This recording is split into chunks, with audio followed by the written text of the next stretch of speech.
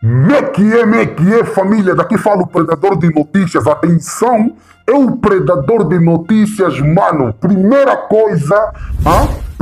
coisa, se inscrevam no canal, família. Ativa as notificações, compartilha esse vídeo em todos os grupos de WhatsApp, Facebook e qualquer rede social, ok? E você também, internauta, passa a deixar seus comentários, tá a ver? Ou deixa like também para nós vermos se o conteúdo que nós estamos levando para vocês é de melhor qualidade, ok? Família, eu quero sugerir também uma cena para vocês, uma coisa simples, uma coisa top, uma coisa top.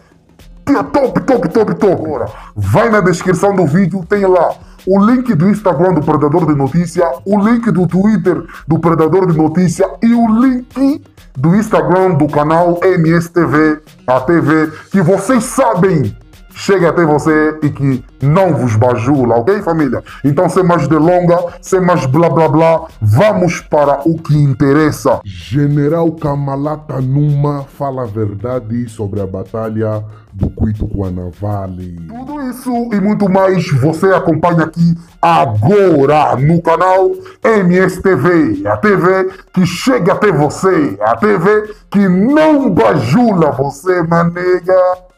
E a família, como eu disse no início do vídeo, vocês devem ter visto, vão ter que ver e ouvir de novo.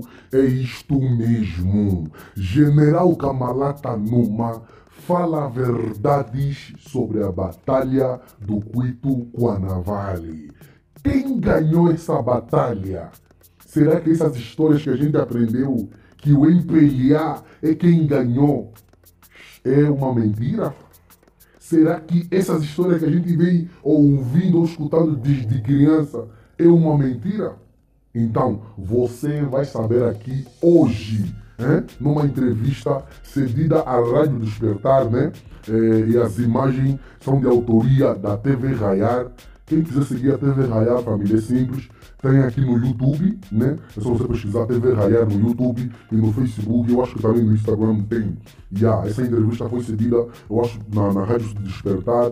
E as imagens total foram feitas pela TV Rayar. Quem quiser assistir, seguiu a TV Rayar, já sabe o que fazer, né? É só ir no YouTube pesquisar a TV Rayar e pronto. E no Facebook também. Família, sem mais delonga, sem mais blá blá blá, vamos lá ouvir o General Kamalata Numa dando a sua versão sobre a batalha do Cuito com a Navalny. Let's go!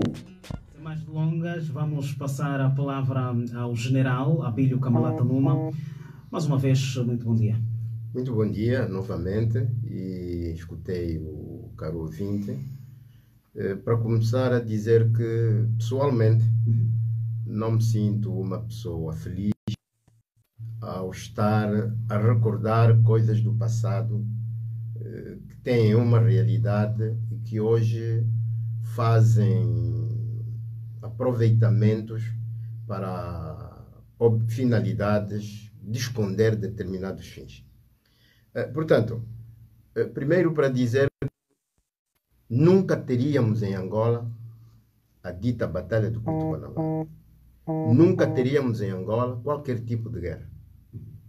Porque dia 15 de janeiro de 1975 foi assinado um acordo com os portugueses para a transição de poder dos colonialistas portugueses para os angolanos.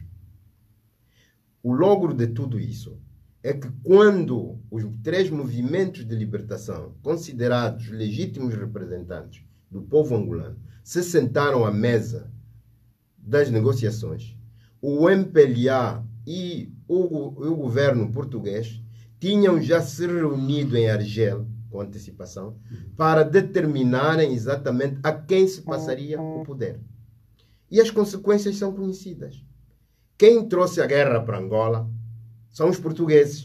Foram os portugueses que foram buscar os russos, são os portugueses que foram buscar os cubanos e foram os portugueses que disseram aos seus meninos do MPLA, seus representantes, como os seus representantes aqui, como indivíduos que o iriam representar no pós-colonial. E foi isso que aconteceu.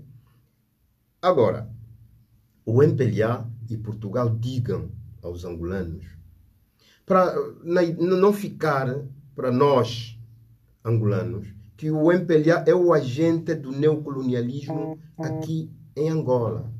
Tem de nos dizer o que é que acordaram em Argel em 1975 antes de assinarmos os acordos de Alvor. Porque se vocês forem para os acordos de Alvor, no seu artigo, em gerais, para uma Assembleia Constituinte no prazo de 9 meses, a partir do dia 31 de janeiro de 1970. O que estamos a fazer desde 1992. Já teríamos feito isso em 1975. Porque assim, o general, que estariam a colocar desta história?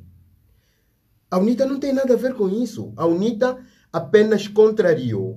É aqui onde, quando as pessoas, quando os representantes do neocolonialismo aqui em Angola tentam defensáveis, atacam aqueles que se colocaram na sua caminhada como se fossem selvagens, guerrilheiros, mas eles não entendem que os resistentes de qualquer parte do mundo são os maiores intelectuais, são as pessoas que produziram coisas fenomenais.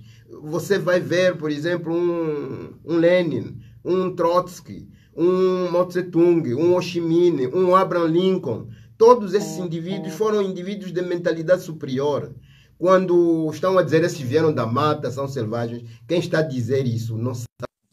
E não é também, primeiro, tiremos essa história de que seja intelectual, mesmo que tenha gravata, não é? Como anda por aí e estamos aqui a ver. Portanto, o problema e a grande neura, o termo que emprego é mesmo esse, a grande neura contra a UNITA é da UNITA ter se colocado neste caminho, não ter permitido que as intenções do neocolonialismo e do imperialismo russo se tivessem concretizado aqui em África. Nós travamos. Este é o problema.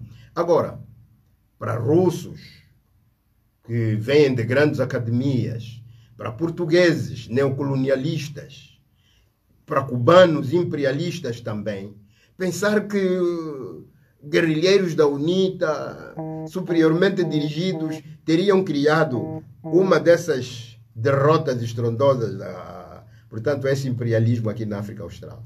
Para eles isso faz confusão, porque de facto a guerra que estão a dizer começou aqui em Angola e terminou aqui em Angola. Se afinal de contas na Namíbia e na África do Sul estava a continuação da nossa revolução, como se dizia por aqui, por que a Batalha do Cuito-Cuandaval está a ser falada e não se fala a batalha, por exemplo, de conquista de Vinduque ou outra cidade? Por que foi aqui?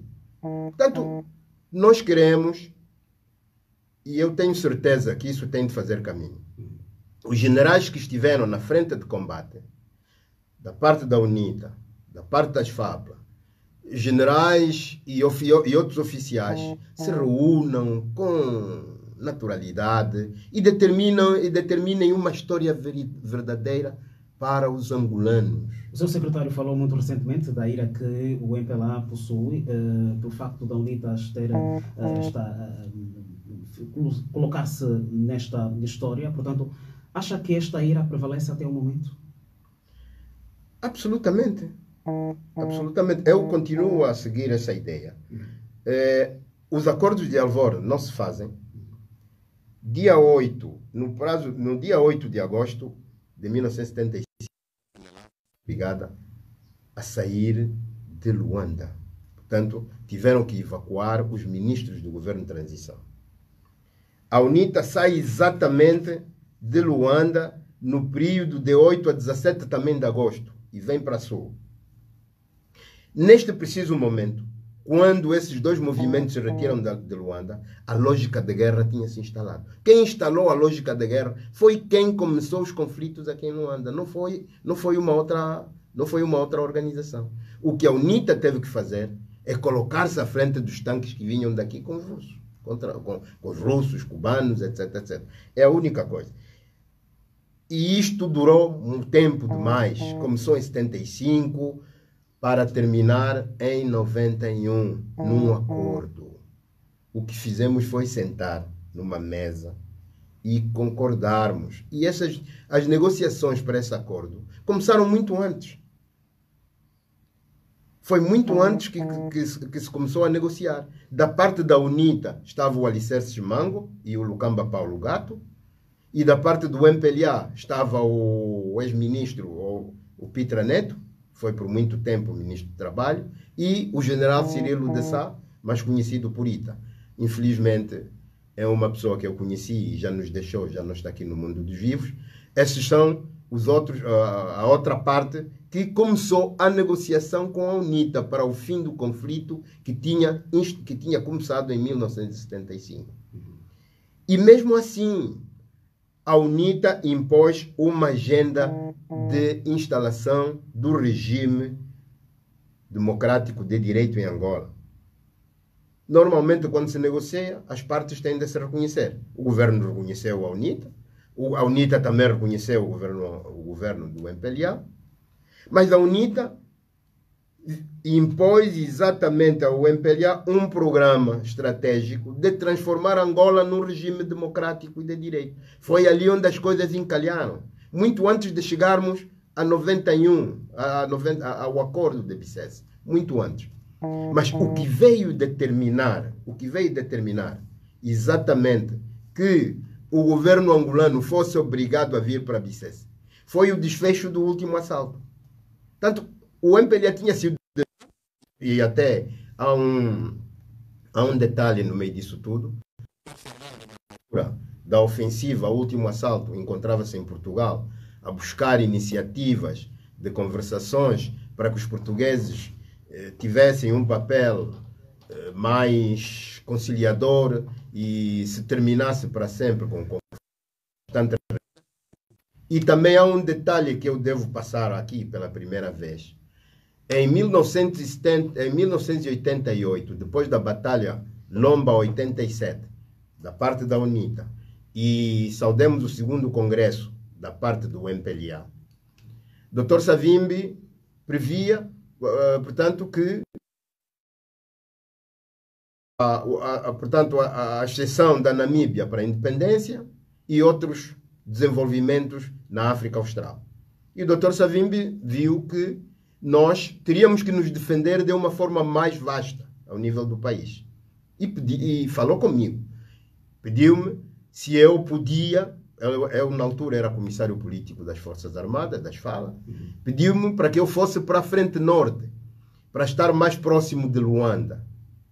E eu recordo-me durante, quando surge essa batalha, o último assalto, que foi uma das maiores batalhas, essa é que foi sim, uma batalha em que estavam do outro lado angolanos e estavam deste lado também só angolanos, mas com muito ferro mesmo. E o MPLA tinha mobilizado tudo que havia de moderno e de material mais sofisticado para, portanto, destruir a UNITA, movimentar-se para a ocupação da Jamba. Infelizmente, nós, aqui na Frente Norte, com orientações do alto comandante, que nos pediu que a situação no Sul era muito difícil, os combates no Sul eram difíceis, o que é que nós podíamos fazer em volta de Luanda? Dr. Savimbi, eu e o meu Estado-Maior que nós tínhamos aqui, discutimos várias vezes o que é que podíamos fazer. E nós tínhamos chegado a uma conclusão. O que estava a movimentar a guerra era o combustível. Foi o que nos levou a atacar a Petrangol. Não foi nenhum americano. Os americanos diziam que os sul-africanos é que atacaram a Petrangol. Os sul-africanos diziam que eram os americanos que tinham atacado a Petrangol. Não, fomos nós. Fomos nós. E isto paralisou o conflito. Deixaram de ter combustível e muitas das unidades tiveram que sair a correr, desengajadas, lá da frente do Cuito. Apanharam-nos aqui no norte. Nós tivemos batalhas renhidas aqui na área do Quiteche e Vista Alegre, de tropas que vinham frescas da frente do Cuito Naval. Portanto, as pessoas têm de saber um bocadinho dessa história, para não estarmos aqui a empolar coisas que não se passaram. A batalha do Cuito Naval, segundo o MPLA, passou-se a dita Batalha do Cuito Guanaval passou-se nos anos de 1900. Começou-se a falar a partir de quando? Muito recentemente. Por quê? Por que não se falou já a partir de 90, 91, 92 desta batalha? Por que o MPLA não explicou isso? As intervenções do ministro, portanto, ontem, na televisão pública de Angola, que considerou o dia 23 de março de 1988, que simboliza a vitória desta batalha, bastante importante só para os angolanos, mas também para os povos dos países que integram a África Austral. Para que a batalha fosse mais valorizada, o ministro da Defesa Nacional disse que a SADC achou conveniente para, ou seja, aprovar o 23 de março como o dia da libertação da região. O que a UNITA tem feito no sentido de prevalecer ou manter a verdadeira história da Batalha do Cuito Guanaval? Olha, a UNITA tem para que, de facto, se compreenda o que se passou. Informações são de que a África Austral queria encontrar uma data consensual para servir de feriado para esse espaço territorial. Falou-se da data de libertação de Mandela e os países liderados por Angola e outros não aceitaram essa data, mas impuseram isso. Angola tem tanta força na África Austral e com a ajuda dos russos, que têm também muito poder sobre esses regimes que estão aqui muito fracos, não é? Foi possível impor esta data à África Austral. Senhor Secretário, a UNITA desvaloriza essa data? Absolutamente, absolutamente. E isto não vai ter muitos de vocês, porque tenho certeza que muito cedo o MPLA vai mesmo ter que sair da arena política, da arena de governo. Vai sair mesmo. Leve mais um tempinho, mas vai ter mesmo que sair, porque a lógica das sociedades, as lógicas dos Estados, eles próprios pela força das oposições, etc, etc. E o MPLA está na sua fase final. Então logo saia, a verdade isto será... vai se impor mesmo, vai se impor. As pessoas vão ter que conversar com outros Estados para exatamente se dizer o que se passou. E eles sabem o que se passou. Por que quando festejaram o ano passado no Cuito Guanaval, o Ramaphosa não foi? Por quê? O Ramaphosa, será que não foi porque tinha muito trabalho? Acha que o Ramaphosa está ciente? É de um Estado muito responsável. É de um Estado que não é títere de ninguém. É um Estado que quer ser ele próprio. E os africanos têm esta fraqueza, E mesmo que anda-se a dizer ali, um ministro da Defesa não pode ser irresponsável. Não pode. E vocês sabem que já se falou aqui muita coisa errada. E o que é que acontece? Depois de pouco tempo, desmente-se tudo novamente. Portanto, a Batalha do Cuito Guanaval, da forma como ela está a ser arquitetada, é uma encomenda feita pelos russos para se explicar, para se dar uma explicação de uma saída mais soft, mais suave. Acho que os russos vão tirar proveito? E não estão a tirar por quê? Agora até já fizeram um filme, onde a UNITA vai aparecer nesse filme com certeza como derrotada. Os russos não vão fazer isso por quê?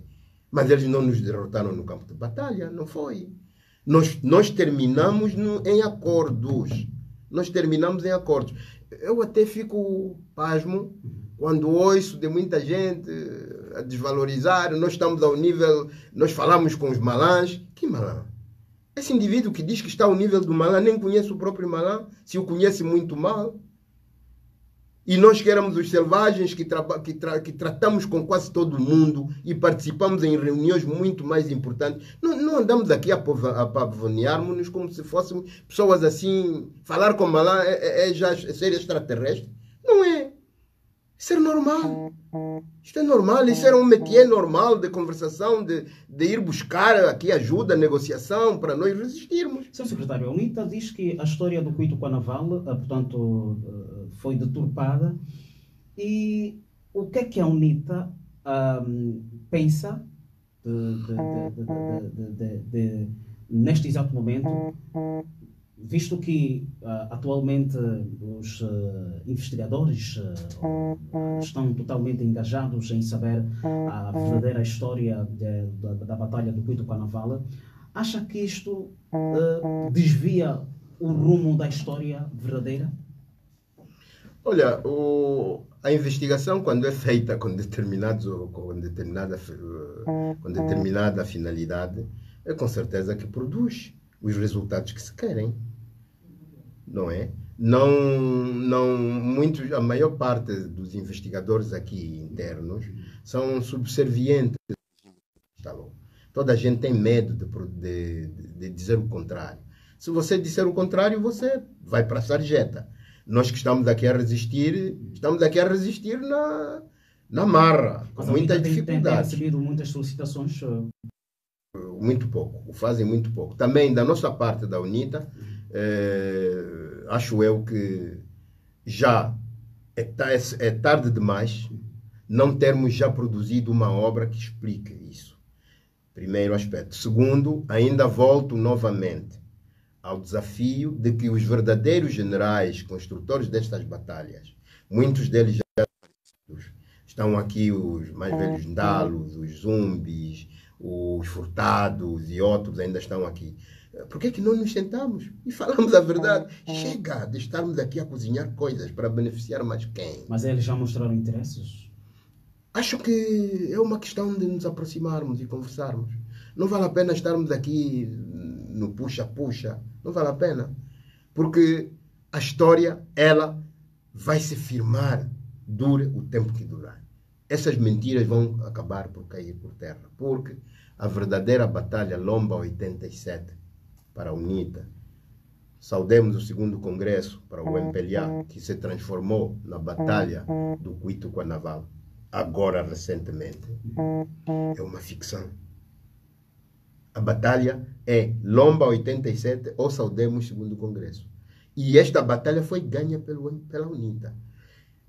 Se a UNITA tinha sul-africanos, tinha, sim senhora, tinha. Havia sul-africanos a ajudar a UNITA, sim, com artilharia reativa.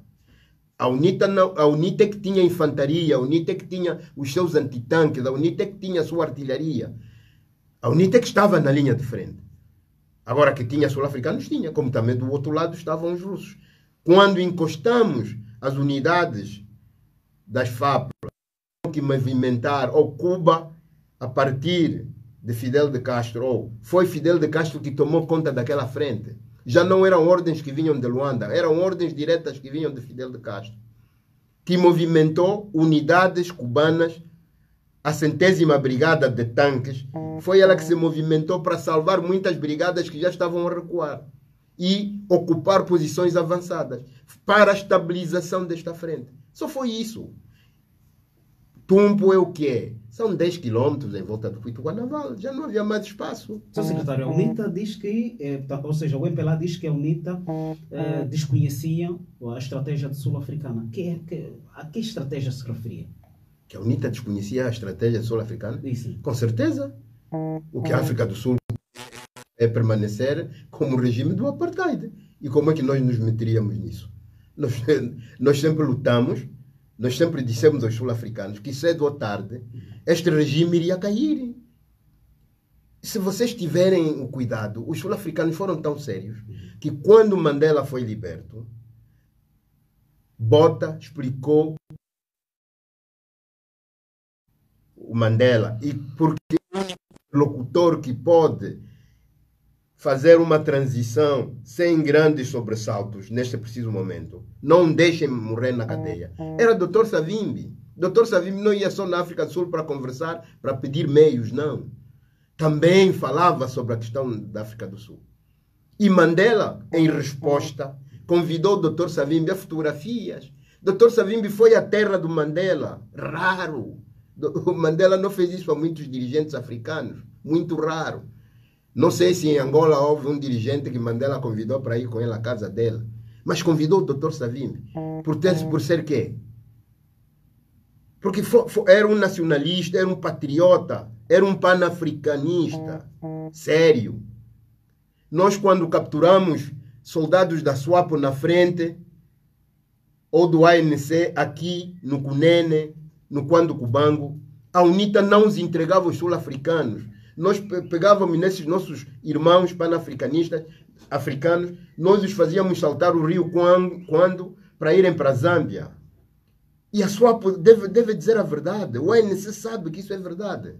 Nós não éramos fantoches, nunca fomos. Nós nunca tivemos assessores. Nós mandávamos as nossas tropas para os campos de treinos encharcados de comissários políticos. Ao mesmo tempo que treinavam durante o dia, à noite os comissários políticos trabalhavam para a mentalidade do homem. A nossa tropa saía dali completamente mobilizada para o combate. Tanto nós somos panafricanistas e nós não queremos continuar a ser atrelados a essas mentiras dos portugueses, dos sul-africanos, dos russos e outras pessoas. Queremos ser nós mesmos. E o MPLS quer isso. Vamos conversar. Nós, os generais, vamos produzir. E eu também já conversei com muitos generais do outro lado. Generais sérios. Não são aqueles que andaram aqui na boa, aqui no ar-condicionado, não. Generais de terreno. Já conversei com muitos deles. Portanto, temos aqui um momento ímpar para produzirmos uma história verdadeira e não aquela que surge do empolamento de construir a imagem de um senhor chamado José Eduardo dos Santos, que queria ser o pai de toda a África, e empolá-lo com essas batalhas fictícias que foram criadas. Portanto, nós queremos uma coisa séria. Queremos que Angola comece a refletir para fora desta sociedade. Sr. Secretário, eu vou colocar uma questão, parece ser muito caricata, mas a UNITA tem recebido participar nas celebrações deste conflito? Bem, eu acho que não. Até aqui não me recordo termos estado em reuniões do Comitê Permanente a dizer que alguém tivesse sido convidado para participar deste ato, que é uma fanfarra, não é? E mesmo se o fizesse, que a UNITA não iria. Porque não iria patrocinar uma coisa que não é verdade. A UNITA não iria. E também, para dizer definitivamente que, por favor, esse ping-pong é desnecessário. E eu tenho, com outros companheiros, temos assumido este protagonismo anos que lutaram nas ex-FAPLA. Nós fomos levados para uma guerra que não era nossa, nem das FAPLA, nem das FALA. Nós fomos levados para uma guerra que não era nossa. Veja que este dinheiro foi servir Portugal, em vez de servir as dos angolanos, em vez de servir hospitais, em vez de servir escolas angolanas, em vez de servir empresas angolanas. Por causa do acordo de Argel, nós estamos a servir Portugal até hoje. Nós estamos a pagar dívidas que não são nossas. Quem foi buscar, quem foi negociar a vinda dos russos e os cubanos para aqui, para Angola? É Portugal. Devia ser Portugal a pagar essa dívida e não os angolanos. Nós estamos a pagar duplamente. Por quê? Porque temos aqui um representante bonito, que se chama MPLA, que nos coloca nessa saia justa, em que somos obrigados a pagar aos russos e os cubanos numa guerra que não encomendamos. Nós das ex-FALA, ex-FAPLA e todos somos obrigados a dar o nosso dinheiro de borla. E aparece aqui gente que diz repatriamento de capitais. Zero. Zero. E lá os outros andam na boa. Até pelo contrário. Saem um bocadinho, vão para lá. Agora até vêm e trazem-nos outra vez a doença, não é? Sr. General, falando do repatriamento de capitais, o que é que tem a dizer sobre esta iniciativa do Andalix? Olha, primeiro para lhe dizer que o angolano já sofreu muito. O angolano já sofreu muito. O angolano foi enganado em 1974, 75, que o legítimo representante do povo angolano chamava-se MPLA. Encomendou uma guerra que durou muito tempo. E os que defenderam eram chamados de todos os nomes piores do mundo. Fantoches, tinham caudas e outras coisas. Hoje, passados anos, os indivíduos voltam outra vez a mostrar a sua verdadeira face. Roubam somas astronômicas que ainda até hoje não foram determinadas para servirem castas. Mas dão aqui uma cambalhota e fazem aqui uma transição em que nós mesmos que instalamos a corrupção, problema com a aprovação da lei da luta contra a corrupção, repatriamento de capitais, planos todos, agora isso aqui vai ser, parabéns, é para a corrupção andar à volta de uma família, quando todo pública, não tínhamos medo de dizer isso. Sr. Secretário, o Todos combate à eles. corrupção é uma iniciativa... É uma farsa, é uma farsa, é uma farsa. E eu faço parte daqueles que pensam que temos de encontrar, primeiro, inclusão, que não seja problema do MPLA. Isso já ultrapassou as fronteiras do MPLA. O MPLA, mesmo que empurrar isso com a barriga, isso não vai se resolver. Inclua todos os angolanos para resolvermos esse problema. Segundo, os angolanos prejudicados não voltem a ser prejudicados pela segunda vez. Porque há empregos que estão a ser desmantelados. Econômica em volta desta brincadeira. E quem está a pagar com isso é o coitado. Aquele que já era desempregado. E outros que têm suas famílias estão na corda bamba porque não sabem quando é que uma empresa vai fechar. Luta contra a corrupção com responsabilidade. Terceiro, a verdade seja mesmo conhecida. A verdade seja mesmo conhecida. E se operarmos como um Estado responsável, nós vamos buscar o nosso dinheiro. Vamos buscar. Vamos ter que conversar com os Estados. Vamos ter que negociar com os Estados. E encontrar uma forma de esses dinheiros começarem a servir os próprios angolanos. E não perseguição de Antônio e José e Filipe, quando são todos eles os membros do birô político, esses todos ninguém escapa. Todos eles. Sr. Secretário, conversa, portanto, o que é que tem a dizer sobre o caso? É uma situação, uma pandemia que está a assolar o mundo e nós já temos 3 casos positivos. Eu não sei se só são estes, mas, de forma responsável, eu quero dizer aos angolanos que temos um governo que temos de ouvir o que está a dizer. Porque aqui estamos a tratar de uma questão de segurança nacional. A luta contra o coronavírus, Covid-19, é uma questão estratégica e de... Portanto, temos um governo que vamos exigir que seja mais perspicaz neste momento.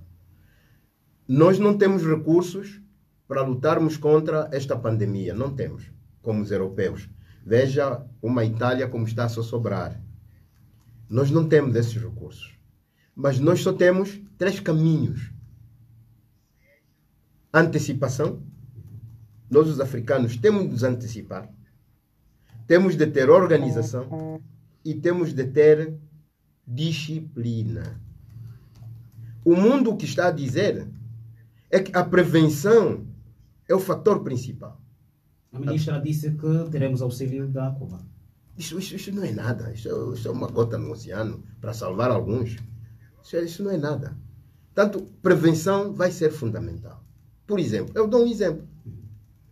Hoje, quem é que vai ter, no meio destes, em que toda a gente precisa de fazer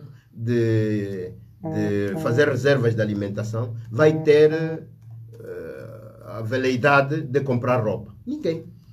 Hoje ninguém quer mais comprar roupa. Dizer todos esses que vendem produtos que não são alimentares deviam ainda parar.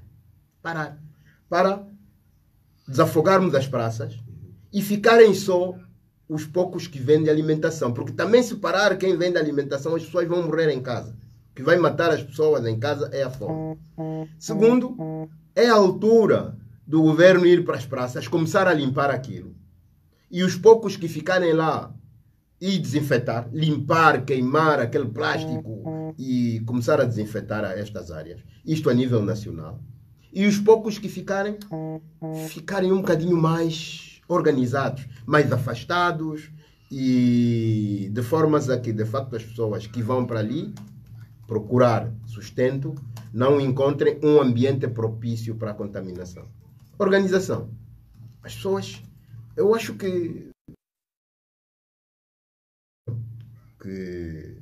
o presidente João Lourenço tinha, portanto, nomeou e parabenizo, parabéns a esta medida. Digo isso por quê? Porque a diferença entre quem foi militar e um ministro que nunca foi militar é muito grande. O militar está treinado para ambientes de pressão como estes, que precisam de respostas urgentes. E este momento exige exatamente esse tipo de gente. Agora, nós vamos fazer pressão mesmo também sobre o senhor general Pedro Sebastião, para que de facto se antecipem em muitas coisas. Não brinquemos muito só porque temos 3 casos. Esses 3 casos que estão aqui já infectaram muitas pessoas. Já infectaram muitas pessoas. Mas a prevenção é fundamental. As pessoas não vão para o multicaixa com o dedo. Arranjem sempre um plástico. Arranjem sempre um plástico que vão utilizar quando estiverem a teclar. Nos elevadores, arranjem sempre um plástico. Quando chegarem em casa, lavem as mãos com sabão azul, por favor. Mas sabão azul, temos possibilidades de termos. As pessoas não mandem os dedos para a boca, para os olhos, para as narinas, porque são os veículos, são os meios pelos quais o coronavírus pode entrar para o nosso corpo. Os bebês, as crianças, sejam separadas dos avós, porque os avós são os mais vulneráveis. A criança não tem letalidade nenhuma, pode apanhar, mas tem anticorpos para se defender, suficientes. Mas eles são os transmissores. O amor com os avós, eles buscam, levam para os avós que já têm as imunidades quase destruídas. Portanto, tenhamos um bocadinho cuidado também em relação a isso.